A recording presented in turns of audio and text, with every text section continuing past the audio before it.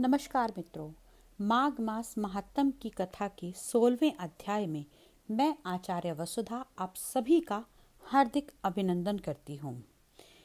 आगे की कथा कहते हैं, कार्तवीर्य कहने लगे कि हे भगवान, वह राक्षस कौन था और कांचनमाली कौन थी? उसने अपने धर्म कैसे दिया और उसका साथ कैसे हुआ? हे ऋषि, अत्रि ऋषि की संतानों के सूर्य, यह कथा सुनाकर मेरा कौतूहल दूर कीजिए। तब दत्तात्रेय जी कहने लगे कि राजन, इस पुरातन विचित्र इतिहास को सुनो। कांचनमाली नाम की एक सुंदर अप्सरा थी जो माघ मास में प्रयाग में स्नान करके कैलाश पर जा रही थी। तब उसको मार्ग में जाते हुए हिमालय के कुंज में एक घीर राक्षस ने देखा।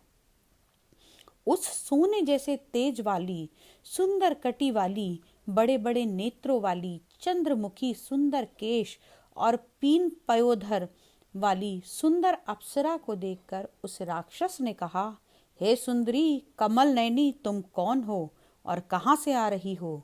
तुम्हारे वस्त्र और वेणी भीगी हुई है। तुम आकाश मार्ग से कहाँ जाती हो और किस पुण्य के प्रताप से तुम्हारा शरीर ऐसा तेजस्वी और रूप ऐसा मनोहर है? तुम्हारे गीले वस्त्र से मेरे मस्तक पर गिरे हुए एक जल की बूंद से मेरे क्रूर मन में एकदम शांति प्राप्त हो गई। इसका क्या कारण है? तुम बड़ी शीलवती प्रतीत होती हो, इसका कारण मुझसे कहिए। अप्सरा ने कहा, हे राक्षस, सुनो, मैं काम रूपिणी अप्सरा हूँ। मैं प्रयाग में संगम में स्नान करके आ रही हूँ। इसी से मेरे वस्त्र भीगे हैं। अब कैलाश पर जा रही हूँ, जहाँ पर श्री शिव निवास करते हैं। त्रिवेणी के जल से मेरी सब क्रूरता दूर हो गई, जिसके पुण्य के प्रभाव से मैं इतनी सुंदर और पार्वती जी की प्रिय सखी हुई। जो आश्चर्य देने वाला उदाहरण मुझसे ब्रह्मा जी ने कहा था, सो सुनो। मैं कलिंग देश के राजा की वैश्या थी। रूप लावण्य तथा सुंदरता में अपूर्व थी। मेरी सुंदरता का सारा नगर मोहित था और मैंने अनेक प्रकार के भोग भोगे। अनेक प्रकार के वस्त्र और आभूषणों के घर में कोई कमी ही नहीं थी।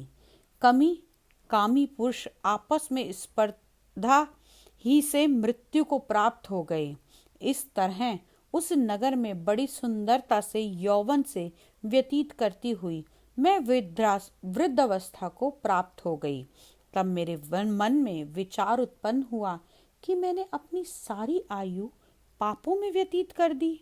धर्म का कोई कार्य, दान, तप, यज्ञ आदि नहीं किया। शिव या दुर्गा जी की आराधना नहीं की, ना कभी भगवान विष्णु का पूजन किया। इस प्रकार अशांत चित्त से मैंने एक ब्राह्मण की शरण ली, जो वेदों के ज्ञाता और ब्रह्मनिष्ठ थे। मैंने उनसे कहा कि मेरा निस्तार किस प्रकार हो सकता है। महाराज, साधु जन अच्छे और बुरे पे दया करते हैं, इसलिए मुझ दीन पर भी कृपा कर मुझ कीचड़ में डूबी हुई को पकड़कर उबारिए। क्षीर सागर क्या हंस को ही दूध देता है, बतख को नहीं देता? तब वह ब्राह्मण राजा का पुरोहित इन सब बातों को सुनकर मुझ पर दया कर कहने लगा, तू ब्राह्मण के क्षेत्र प्रयाग में जाकर माघ मास में त्रिवेणी में संगम में स्नान कर, परंतु मन में अशुभ क्रिया का विचार नहीं करना। पापों के नाश के लिए महर्षियों ने तीर्थ स्थान से अधिक और कोई प्रायश्चित नहीं बताया। प्रयाग में स्नान करने से तू अवश्य पवित्र होकर स्वर्ग को जाएगी। हे भामिनी, पुराने समय में गौतम ऋषि की स्त्री को देखकर इंद्र ने काम के वशीभूत होकर कपट वेश में उससे भोग किया था। इसलिए ऋषि द्वारा श्राप द्वारा वह शरीर अत्यंत लज्जा युक्त, हजारों भगों वाला तथा इंद्र नीचा मुंह करके अपने पाप कर्म की बुराई कराने लगा। मेरु पर्वत के शिखर पर स्वच्छ जल वाले सरोवर पर एक स्वर्ण कमल से भरे हुए कोटर में घुस गया और अपने पाप को धिक्कारता हुआ कामदेव की बुराई करने लगा कि यह सब पापों का मूल इससे ही वशीभूत होकर मनुष्य नरक में जाते हैं और अपने धर्म, कीर्ति, यश और धैर्य का नाश करते हैं। इंद्र ऐसा सोच रहा था, सो इंद्र के बिना सारा देवलोक शोभाहीन हो गया। देवता, गंधर्व, किन्नर, लोकपाल इंद्राणी के सहित बृहस्पति जी से जाकर पूछने लगे कि महाराज, इंद्र के ना रहने से स्वर्ग ऐसा शोभाहीन हो गया जैसे सतपुत के बिना श्रेष्ठ कुल। इसलिए स्वर्ग की शोभा के लिए कोई क्रिया को सोचिए, इस विषय में देर नहीं लगानी चाहिए। तब बृहस्पति जी कहने लगे कि इंद्र के बिना सोचे विचारे जो कर्म किया उसका फल वह भोग रहा है, सो वह कहाँ से यह सब जानता हूँ। फिर गुरुजी ने सबको साथ लेकर स्वर्ण कमलों से युक्त बड़े सरोवर में इंद्र को देखा, जिसका मुख मलिन और आंखें बंद थी। तब इंद्र जी ने बृहस्पति जी के चरणों को पकड़कर कहा कि इस पाप से मेरा उद्धार कीजिए, मेरी रक्षा कीजिए। तब बृहस्पति जी ने इंद्र से कहा कि प्रयाग में स्नान करने से ही तुम पाप मुक्त हो जाओगे।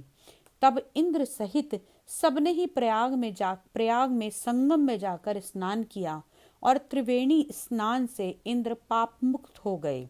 तब ब्रह्मा जी ने इस इंद्र के वरदान को दिया कि तुम्हारे शरीर में जितने भग हैं सब नेत्र हो जाएं।